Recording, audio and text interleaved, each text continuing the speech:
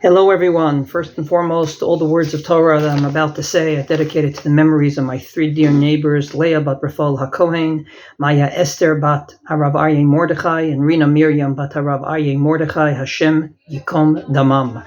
Kavana Spectator for davening number 1. We are going to deal with 10 because I am sure that 1 is not enough. Not for me and not for you. Number 1, says the Shla, is Torah. Now, what does Torah have to do with davening? And allow me to buttress the question. The Gemara says explicitly that we shouldn't mix the time we learn with the time that we daven. Namely, a speech during davening is questionable. And the question is, why is Torah help us with Kavana? I don't know what the Shla meant, but I will tell you what I believe he meant.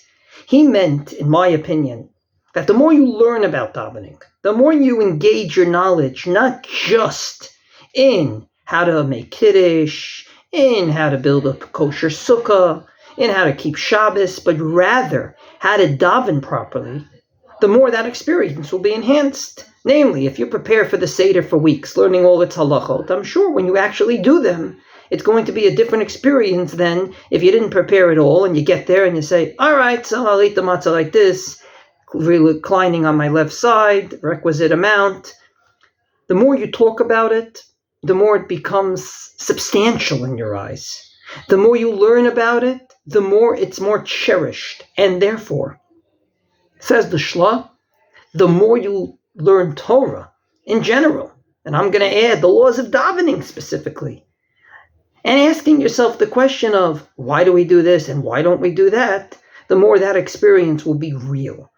I'm always surprised anew of people that daven so many days a year, so many times each day, and yet make the most elementary mistakes during davening. And I believe the answer is because we invest our time in learning so many things and not so much davening. We always associate davening with grade school. That's when we learned how to daven. I just hope and pray that ultimately we won't be people that daven like grade school kids, but rather we've grown up since then and hopefully daven at a level that is appropriate for our age. Namely, we shouldn't just read books and newspaper articles and give our political opinions as adults, but we should daven as adults. Thus, I decided to call my first book Daven Your Age, with a play on words, because I really felt that it's important that the more you learn about davening, like the zone spectators, the more davening will be real and the more your kavana will go up. Wishing everyone a wonderful day.